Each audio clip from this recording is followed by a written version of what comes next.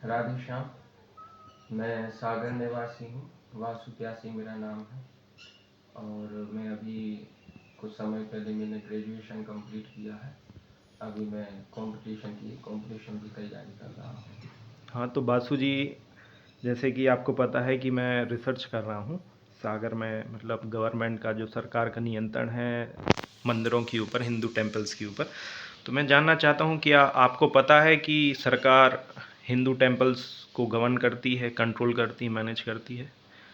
जी, सरकार का जो बड़े बड़े हिंदू मंदिर हैं हमारे देश के, उन पर सभी पर अधिकार है। और जैसे हमारे सोमनाथ मंदिर हो गए, तिरुपति मंदिर हो गया, जगन्नाथपुरी का मंदिर हो गया, द्वारिकाधीश का मंदिर हो गया, या जो हमारा केरल में तिरुवनंतपुरम है, ये काफ़ी मुख्य मंदिर हैं जिनसे काफ़ी लाखों करोड़ों में डोनेशन आता है। तो सरकार इन पर पूर्ण नियंत्रण रखती है।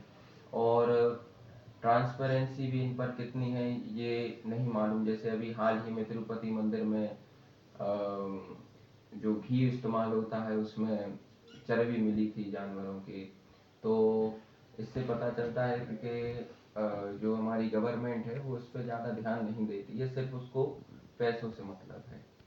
और जैसे हमारे मध्य प्रदेश में भी कई मंदिर हैं, उज्जैन का मंदिर है, और भी बड़े मंदिर हैं जिन पर सरकार का अधिकार है। और जैसे कि आप यहाँ के मूल निवासी सागर के हैं, तो यहाँ पर आप देखते हैं कि मंदिरों पे सरकार का नियंत्रण है? जी, यहाँ पर भी काफ़ी मंदिरों पर सरकार का नियंत्रण है। जैसे मुख्य मुख्य कई मंदिर हैं यहाँ पर। तो वहाँ पे भी जो ट्रांसपेरेंसी की बात करेंगे, या जो अ, पंडितों का चयन है, उस पर भी पूर्ण ट्रांसपेरेंसी नहीं है। क्या गवर्नमेंट मतलब रिचुअल और ट्रेडिशन पे अपना मतलब कंट्रोल, और क्या वो हस्तक्षेप करती है?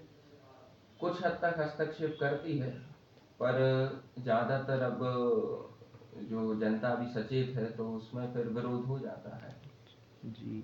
तो आप क्या देखते हैं कि गवर्नमेंट जो कंट्रोल और मैनेज कर रही है उसके क्या लाभ और हानि हैं? तो आप कुछ एक दो तीन मतलब जितने भी आप बता सकें लाभ और हानि, वो बताइए। लाभ तो ये है कि जो टेम्पल की प्रॉपर्टी है उसका अधिकार अब जैसे कोई और नहीं दे सकता, सरकार के पास पूरा ब्यौरा रहता है। और दूसरा है कि जो फंड आता है उसका भी देख रेख करती है, पर उसका इस्तेमाल सरकार टेम्पल के या मंदिरों के विकास में नहीं करती है। और कुछ हानियां भी हैं। हानियां जैसे ये हैं कि जो पंडित लोग चयनित होते हैं वो कई बार, या बोर्ड जो होते हैं, जैसे अपना तिरुपति में जो बोर्ड है वहाँ पे क्रिश्चियन लोग सिलेक्ट हो गए हैं या अन्य धर्मों के लोग सिलेक्ट हो गए हैं। तो वो हमारे धर्म की भावनाओं को नहीं समझते हैं। और जो हमारे धर्म के लोग हैं उसमें भी लोग पढ़े लिखे नहीं हैं, उनकी इतनी पंडिताई ही नहीं आती है, या उनका इतना भाव नहीं है। तो इसमें कई हानियां भी हैं, कई लाभ कम है, हानि ज़्यादा है सरकार के अधिकरण में। हम्म। तो आपको क्या लगता है कि मतलब एक स्वतंत्र एक हिंदुओं को अपना एक अपना बोर्ड बनाना चाहिए, या गवर्नमेंट की सहायता से जो कि टेम्पल्स को गवर्न कर सकें, और थोड़ा लिमिट करना चाहिए गवर्नमेंट का इन्वॉल्वमेंट? क्या लगता है आपको? मुझे तो लगता है कि जैसे अपना वक्फ बोर्ड है, हम्म। और तो उसी प्रकार सनातन बोर्ड भी होना चाहिए।